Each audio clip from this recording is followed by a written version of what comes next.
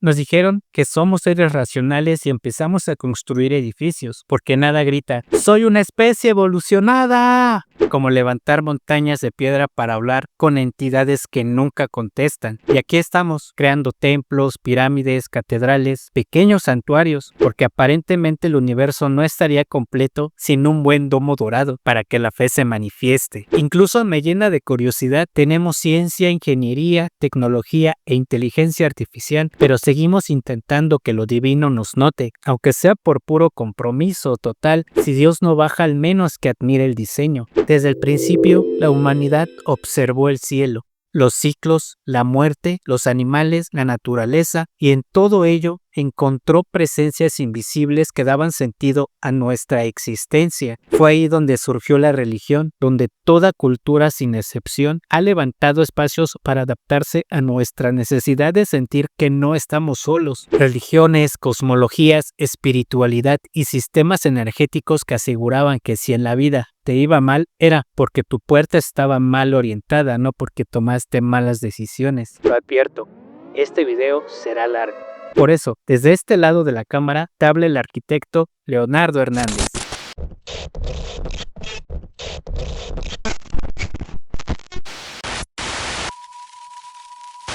La teología es en esencia el intento humano de comprender lo divino, sus atributos, sus leyes, su predicación y símbolos. La palabra proviene del griego theos y logos, que significa literalmente el estudio de lo divino. Desde sus inicios, la teología no solo fue una disciplina espiritual, fue una forma de pensamiento amplia y rigurosa que dialogó de manera natural con muchas ciencias, entre ellas la arquitectura, donde toda creencia se materializó en el espacio. Detrás de cada decisión existió un razonamiento espiritual y en ese conjunto de acciones, gestos, secuencias y rituales se le conoce como liturgia, que define cómo se ora, cómo se entra a un espacio sagrado, qué caminos se recorren, qué sonidos, olores o imágenes acompañan esa experiencia. Y es precisamente esa estructura del ritual que obliga a la arquitectura a darle forma al espacio. Las primeras formas de religiosidad surgieron como respuesta a un entorno impredecible, una manera de explicar aquello que no entendemos, de la naturaleza o de la vida misma.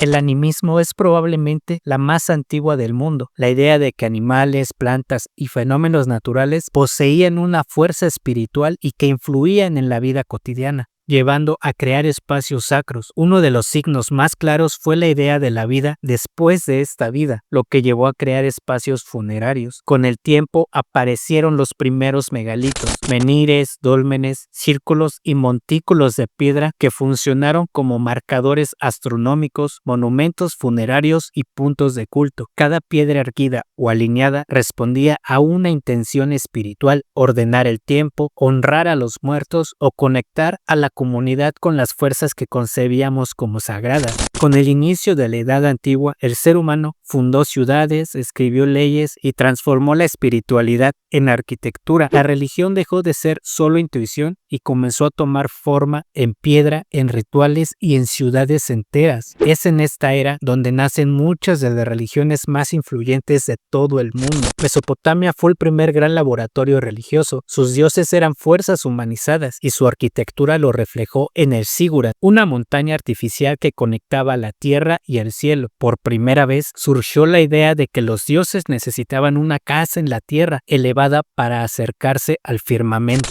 Egipto, en cambio, construyó un paisaje sagrado donde vida, muerte y renacimiento era un ciclo. Ninguna civilización dedicó tanto esfuerzo a planear el viaje después de la vida. Bastabas, hipogeos, templos funerarios y las pirámides fueron dispositivos espirituales, puentes para que el alma completara su tránsito hacia la eternidad bajo el orden cósmico del Mat. En la India antigua, el hinduismo integró espiritualidad, naturaleza y matemáticas en un mismo cuerpo. Los templos se levantaban siguiendo el Vastu Shastra, una ciencia sagrada que organizaba el espacio en relación con los elementos del universo: agua, tierra, aire, fuego y el íter. Su arquitectura buscaba algo distinto, no imponerse desde afuera, sino guiar al devoto hacia adentro. Hasta el Adrija, el corazón divino del templo. En China la espiritualidad tomó un rumbo más silencioso y natural, el taoísmo, que no buscaba un dios sino comprender el Tao, el flujo del mundo. El espacio se diseñaba siguiendo principios como el Qi,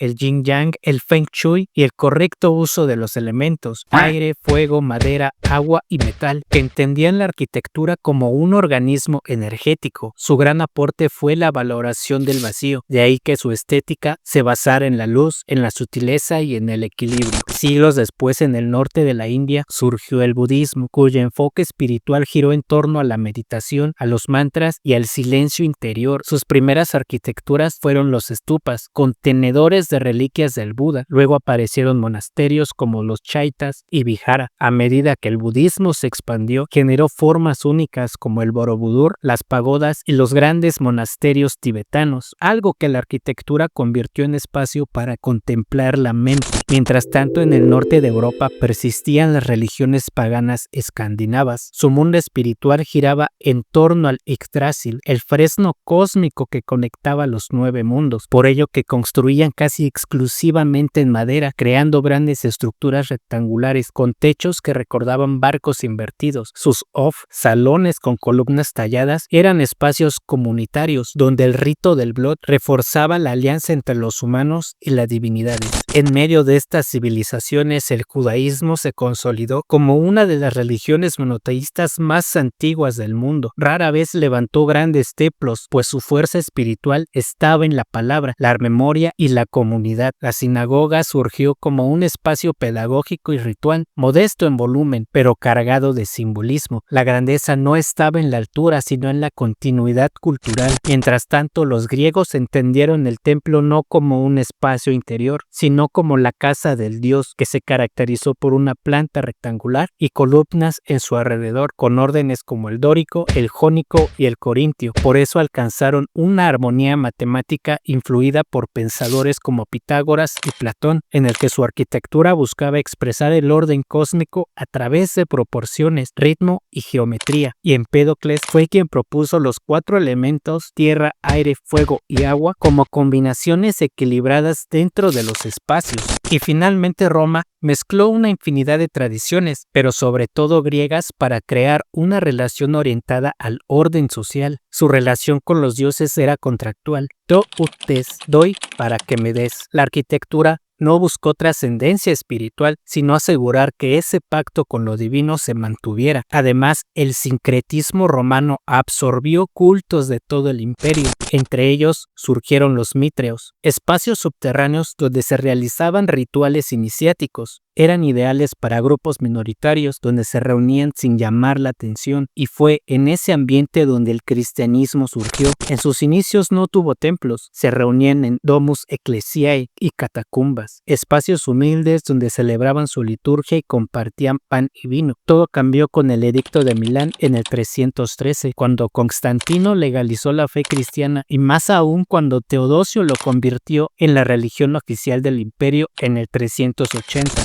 Desde ese momento el cristianismo necesitó una arquitectura propia, espacios amplios para la comunidad y una estructura capaz de unir palabra, canto y asamblea. La basílica romana, monasterios y catedrales se volvieron el modelo por excelencia hasta la caída de Roma. Con el inicio de la Edad Media, el arte sacro se convirtió en una herramienta de enseñanza. Las imágenes, símbolos y narraciones visuales transmitían la Biblia a una población mayoritariamente analfabeta. La arquitectura empezó a funcionar como catequesis construida. Europa estaba fragmentada en reinos y en guerras, y la fe se convirtió en un mecanismo de cohesión cultural. Cuando los reinos cristianos avanzaron hacia el norte, religiones como la vikinga se encontraron con un cristianismo que se presentaba como único y absoluto. Tras la cristianización, algunas tradiciones se conservaron en las Stavkirke, templos de madera del siglo XII que mezclaban símbolos cristianos con motivos paganos, creando uno de los estilos espirituales más enigmáticos de todo el continente.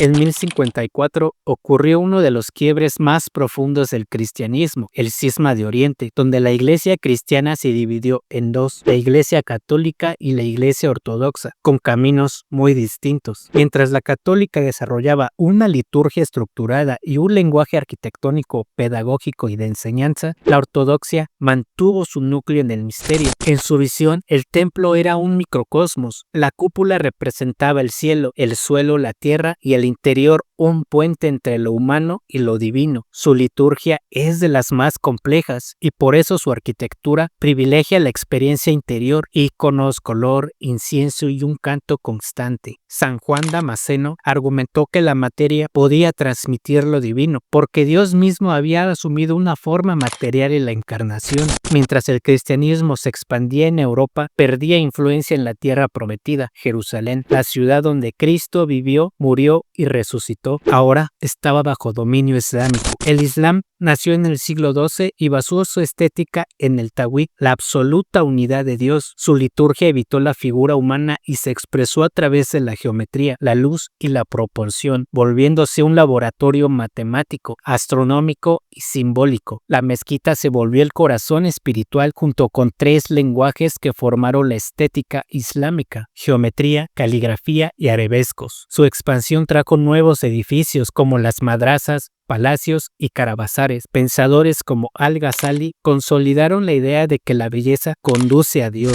Al caer Jerusalén bajo el control islámico, el papado reunió a los reyes cristianos para recuperarla, naciendo así la Guerra Santa y las Cruzadas. En el choque cultural surgieron instituciones que se aliarían para marcar la arquitectura medieval. Los caballeros templarios, los primeros banqueros de Europa, financiaron fortalezas, castillos y templos, junto con los masones, gremios constructores con conocimientos constructivos de toda región conocida, y lo que resultó fue en una arquitectura híbrida, cristiana en su propósito, oriental en su ingeniería, europea en su estética y profundamente simbólica en su geometría. Paralelamente nació la Inquisición, primero como defensa contra la herejía y después como mecanismo de vigilancia religiosa. Su arquitectura configuró salas de interrogatorios, mazmorras, el uso del oubliette, cámaras secretas y espacios para los temidos autos de fe, que eran ceremonias públicas donde se exhibía el poder de la iglesia. Aún así, el mundo medieval avanzaba, las ciudades crecían, la fe se fortalecía y surgió una nueva forma de experimentar lo sagrado, el gótico, que más que un estilo fue un cambio de visión, una conversación entre tierra y el cielo, y para lograrlo surgieron tres innovaciones decisivas: el arco apuntado, la bóveda de crucería y la arbotante, un esqueleto ligero que permitió elevar muros casi sin peso y reemplazar la piedra por luz. Los vitrales se volvieron narradores de la Biblia y la luz un símbolo teológico. El abad Suger de Saint-Denis concibió la luz como manifestación directa de lo divino y abrió un camino hacia las grandes catedrales de toda Europa.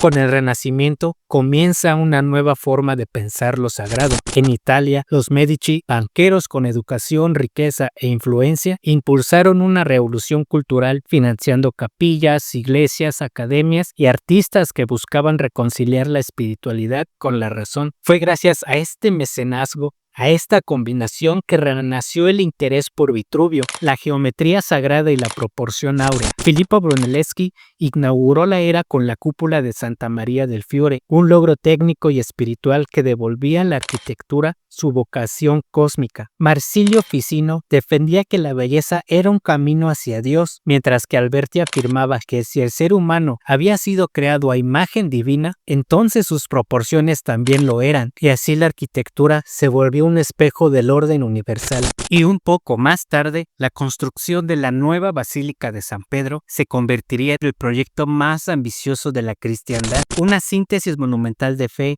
belleza y razón renacentista, llevadas a su máximo esplendor. Bajo esta nueva visión, el templo se transformó en un manifiesto arquitectónico sin precedentes, pero con el paso del tiempo, este lugar, construido sobre la memoria del apóstol San Pedro, se consolidaría como la sede definitiva del papado, dando forma a lo que hoy conocemos como el Vaticano. Mientras Italia redefinía su espiritualidad, en la península ibérica surgía una convicción que cambiaría la historia. Era posible llegar a Oriente cruzando el Atlántico. El viaje de Cristóbal Colón no solo prometía riqueza, prometía expandir la fe. En 1492 1492, 3 embarcaciones, la Niña, la Pinta y la Santa María, llegaron al Nuevo Mundo, y aquí comienza un nuevo choque de cosmovisiones muy distintas. En Norteamérica surgió una espiritualidad profundamente ligada a la naturaleza. Las tribus nómadas construían tipis, kivas y casas largas, y levantaban tótems frente a las casas comunales, estructuras que narraban de espiritualidad, linaje y territorio. En Mesoamérica, toltecas, olmecas, teotihuacanos, mayas y mexicas, entre muchos otros, expresaban su arquitectura con el escenario del cosmos, pirámides, plataformas y plazas que moldean el vínculo entre el axis mundi, el celeste, el terrenal y el inframundo, con templos alineados al movimiento del sol y vinculadas al tiempo. En los Andes, los incas, aunque creían en múltiples dioses, fue el culto al dios del sol y la naturaleza los más sobresalientes para estructurar su mundo, construyendo templos solares recubiertos y adornados con oro, ushnos y ciudades que dialogaban con el paisaje, porque Pachamama era parte viva de la arquitectura. En la Amazonia, muchas culturas entendían la selva misma como un templo. Las malocas, grandes casas comunales, no buscaban durar para siempre, debían envejecer y regresar a la tierra, porque la renovación era parte del equilibrio espiritual. Y en el extremo sur, los mapuches construyeron rucas, viviendas comunitarias y alzaron renovados riwi, ejes símbolos que conectaban el cielo, la tierra y el submundo, recordando que lo espiritual no estaba separado del territorio. Así Cristóbal Colón desembarcó en las Antillas en 1492. Este fue el punto de partida de una expansión que pronto se extendería por toda América. En 1519, Hernán Cortés avanzaba hacia Tenochtitlán, recibidos por el Tlatoani Moctezuma II, y para 1521 el imperio mexica ya había caído bajo el control español. Avanzaron hacia los Andes y en 1532 Francisco Pizarro entraba en el mundo andino y hasta 1572 terminaría su conquista. En 1540 Pedro de Valdivia intentaría tomar la parte sur del continente, pero fracasó. En 1500 Pedro Álvarez reclamaría Brasil para Portugal, y a partir de 1607 franceses, holandeses e ingleses someterían a indígenas nativos americanos hasta finales del siglo XVIII. Cada imperio trajo su propia visión religiosa y su propia idea de ciudad. Todo el continente americano entró en un proceso de choque, sincretismo, destrucción y también fusión cultural que transformó para siempre su arquitectura. Al mismo tiempo, Europa vivía su propia crisis espiritual. El poder y la corrupción del clero eran criticados desde hace muchas décadas, hasta que en 1517 Martín Lutero encendió la Reforma protestante, cambió la liturgia y con ella cambió el espacio. La iglesia protestante, austera, sin reliquias ni imágenes, sin frescos narrativos ni retablos de oro, solo muros blancos, luz natural y mesas simples como altares, donde la palabra tenía más prioridad sobre el ornamento. Pero el catolicismo no se quedó atrás, respondió con fuerza. El Concilio de Trento reafirmó su doctrina y decidió utilizar el arte como un instrumento espiritual. Así nació el barroco, una arquitectura emocional, dramática y sensorial. Bernini y Borromini convirtieron el templo en un teatro de luz y energía. El espacio se sentía con todos los sentidos. En toda Europa el barroco fue más controlado y elegante, exuberante, poderoso y expresivo, pero al llegar al Nuevo Mundo encontró una energía creativa única. Con el proyecto colonial, maestros indígenas y materiales locales permitieron un barroco irrepetible, portadas talladas en piedra volcánica, retablos recubiertos de oro y una iconografía mestiza que comunicaba la fe a pueblos que no compartían la lengua europea. Esta evolución culminó en el churrilleresco y más tarde el rococó llegó suavizado pero colorido, especialmente en interiores novohispanos y brasileños. En el norte de América, la arquitectura protestante se consolidaría en templos de madera blanca, sobrios, geométricos y silenciosos. Mientras tanto, la Ilustración transformaba la relación entre religión y sociedad. Voltaire criticaba el fanatismo y defendía que los templos conservaban una memoria cultural. Diderot proponía comprender la arquitectura como un lenguaje moral, y entonces los estados comenzaron a desplazar a las iglesias como fuerza rectora de la vida pública. El neoclásico se volvió el lenguaje del poder moderno, templos ordenados, simétricos, inspirados en la antigüedad, pero ahora ya no para glorificar lo divino, sino para expresar la razón, el civismo y la autonomía. La arquitectura religiosa perdió su lugar central en la ciudad y tuvo que justificarse por su función espiritual, no por su autoridad institucional. El mundo moderno ya no era exclusivamente teocéntrico, era humano, racional y diverso, pero al mismo tiempo la pregunta por lo divino, por el origen y por el sentido siguió encontrando en el espacio arquitectónico un territorio para manifestarse, y la historia de la arquitectura sagrada entró en una nueva etapa que conectaría tradición, razón y espiritualidad en transformaciones que hoy aún continúan. Durante siglos, la Iglesia había sido el centro organizador del mundo, pero en el siglo XIX, nuevos materiales como el hierro, el vidrio y el acero, junto con los avances científicos, comenzaron a cuestionar ese monopolio espiritual. ¿Podía la fe sobrevivir en un universo gobernado por la máquina? La revolución industrial transformó las ciudades, fábricas, barrios enteros, hacinamiento, pobreza, alcoholismo y explotación infantil. En medio de ese caos surgió un deseo por recuperar el alma perdida del mundo medieval. Así nació el neogótico. August Pugin, su principal defensor, aseguraba que la arquitectura medieval era moralmente superior y proclamó que no se puede ser buen arquitecto si no es un buen cristiano. Al otro lado del Atlántico, en 1830, Joseph Smith anunció nuevas revelaciones divinas, naciendo el mormonismo. No solo crearon una nueva fe, sino un nuevo modelo urbano, Salt Lake City, que fue concebida como una ciudad teocrática, un espacio donde la vida cotidiana debía alinearse con las leyes de Dios, una espiritualidad convertida en urbanismo. En Europa, los artistas buscaban respuestas fuera del cristianismo tradicional, se acercaron a la mística oriental, el animismo, a la alquimia y a la geometría sagrada. Este despertar espiritual se convirtió en el preludio del Art Nouveau, un intento por sanar el alma humana y restaurar la conexión con la naturaleza en un mundo completamente mecanizado. Sus líneas curvas y ornamentación orgánica eran, en el fondo, un grito espiritual contra la geometría fría de la industria. En este mismo clima cultural nació uno de los proyectos religiosos más extraordinarios, la Sagrada Familia. La Asociación Espiritual de Devotos de San José, un grupo de laicos profundamente católicos, financiaban el templo con donaciones populares. Antonio Gaudí tomó el proyecto y convirtió la arquitectura religiosa en una sinfonía de piedra y luz, formas naturales, símbolos bíblicos y una estructura concebida como un bosque místico, un templo para reconciliar a la ciudad industrial con lo sagrado. Al mismo tiempo, arquitectos como Víctor Horta, Héctor Guimard y Charles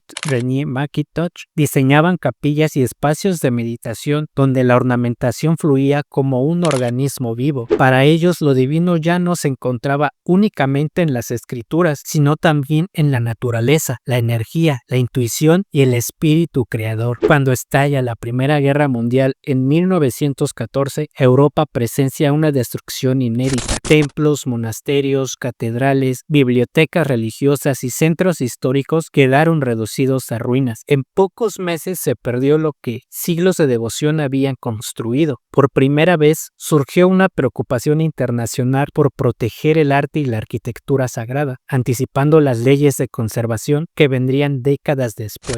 En 1919, en medio de esta crisis, nació la Bauhaus. Su intención no era eliminar la espiritualidad, sino replantearla. El templo ya no debía ser una montaña simbólica, sino un espacio claro, ligero, luminoso, donde la función definiera la forma. Esta visión inspiró iglesias, demostrando que lo sagrado podía expresarse en nuevos medios. También aparecieron movimientos religiosos emergentes como los Testigos de Jehová, que se basa en la interpretación específica de la Biblia, creada por Charles Taze Russell. Rompieron con la tradición monumental, no buscaban grandes catedrales ni símbolos. Sus primeros espacios fueron salones alquilados, bodegas, auditorios sencillos. Eran protomodernistas por necesidad, austeros, prácticos y sin iconografía. Para ellos la espiritualidad no dependía del ornamento, sino de la comunidad reunida. Entre guerras, Europa vivió una profunda crisis espiritual. Muchos intelectuales y artistas buscaron respuesta en el esoterismo, la teosofía y el espiritismo. Esto generó un laboratorio experimental de arquitectura simbólica y emocional, donde lo sagrado se entendía como energía, luz, silencio o forma. Pero nada se compararía con el golpe de 1939, con la Segunda Guerra Mundial, que comenzó la persecución sistemática contra los judíos, sinagogas incendiadas, barrios enteros arrasados, comunidades eliminadas. La arquitectura religiosa judía, al igual que su pueblo, sufrió su peor tragedia. En estas dos guerras, Europa perdió monumentos irreemplazables. Este trauma llevó a que arquitectos, monjes, arqueólogos, artistas e incluso soldados organizaran operaciones de rescate. Los Monuments Men, que protegieron pinturas, manuscritos, cálices,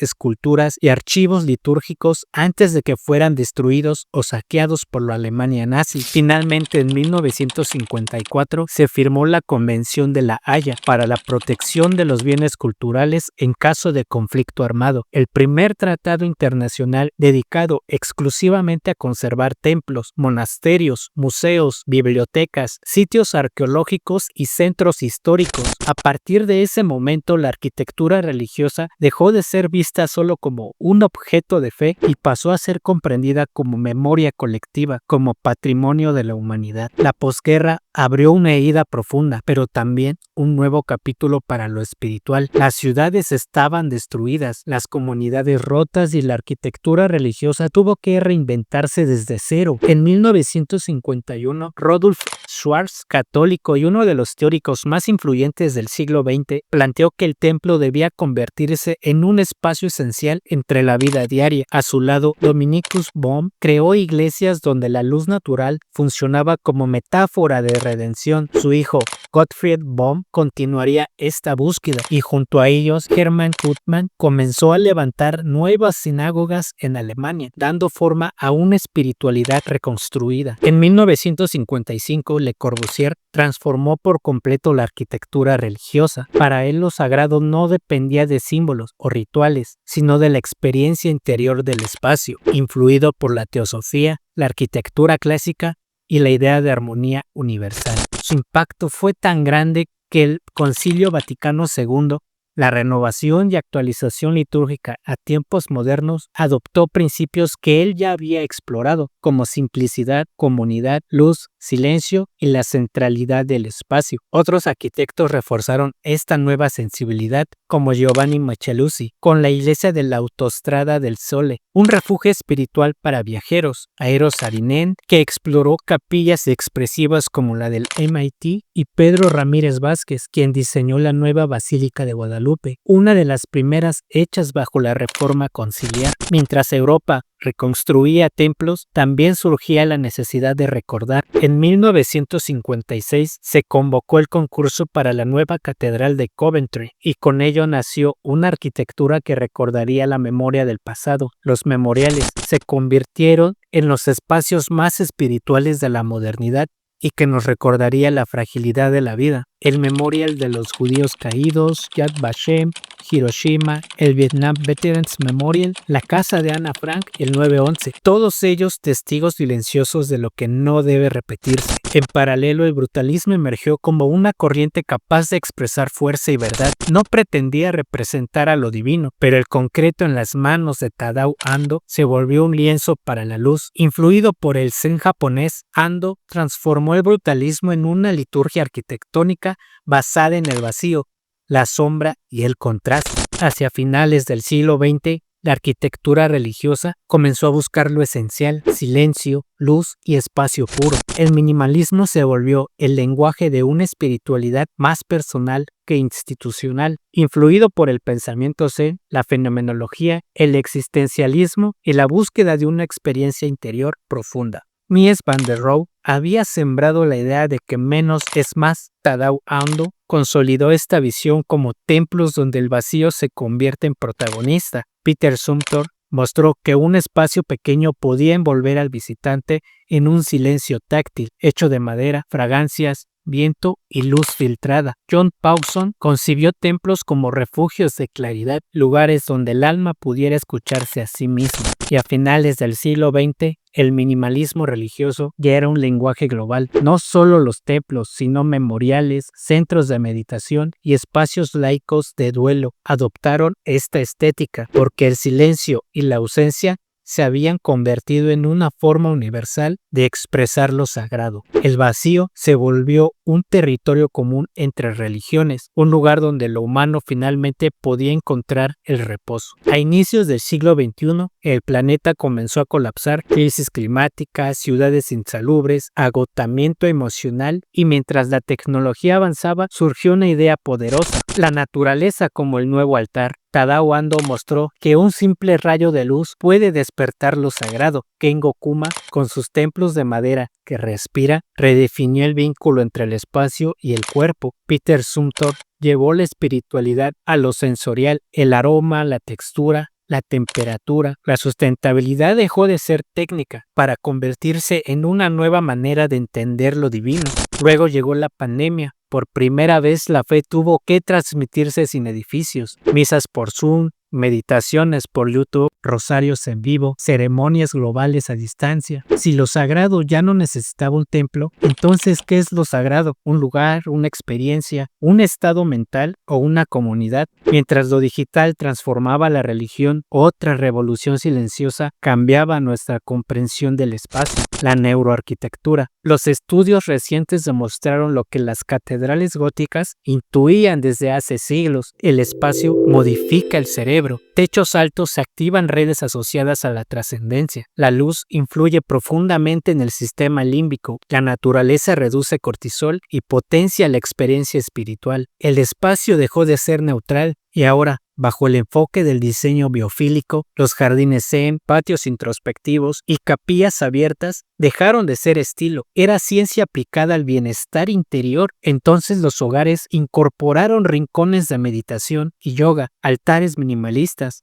pequeños templos personales para una espiritualidad íntima y personal. La neuroarquitectura, combinada con la era digital y la crisis ecológica, nos obliga a replantearlo todo. Quizá lo sagrado ya no sea un edificio, sino lo que un espacio despierta en la mente. Quizá la trascendencia habita en el viento que entra por nuestra ventana, en la luz que cae sobre nuestros muros, en el olor y el sonido de la naturaleza. Quizá lo espiritual sea esa quietud instantánea que un espacio bien diseñado puede provocarnos. La religiosidad de hoy ya no se sostiene únicamente en dogmas, templos o instituciones, se sostiene en algo mucho más antiguo y más íntimo: la necesidad humana de encontrar significado. En un mundo acelerado, fragmentado por la tecnología y saturado de estímulos, la espiritualidad ha dejado de ser solo una doctrina para convertirse en una manera de volver a habitar nuestra propia interioridad. No se trata únicamente de creer, sino de sentir, de reconocer que existe algo más grande que nosotros, aunque no sepamos nombrarlo, aunque no tenga forma, aunque no encaje en ninguna tradición específica. Y en esta búsqueda,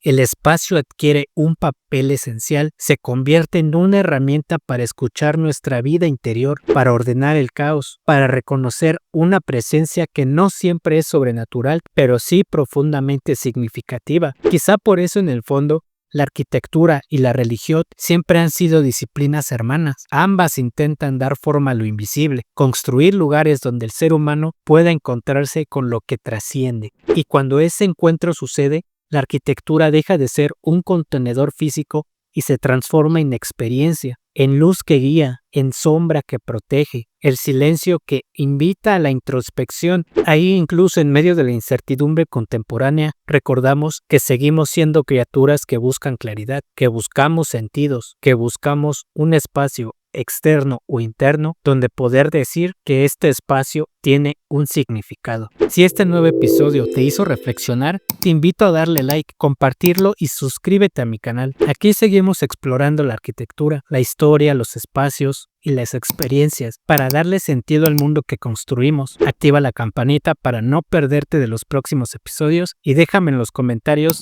¿qué tema te gustaría descubrir? Tu participación hace que este proyecto crezca y que sigamos construyendo un espacio juntos. Hasta el próximo video y recuerda que lo divino también vive en lo cotidiano. Cambio y fuera.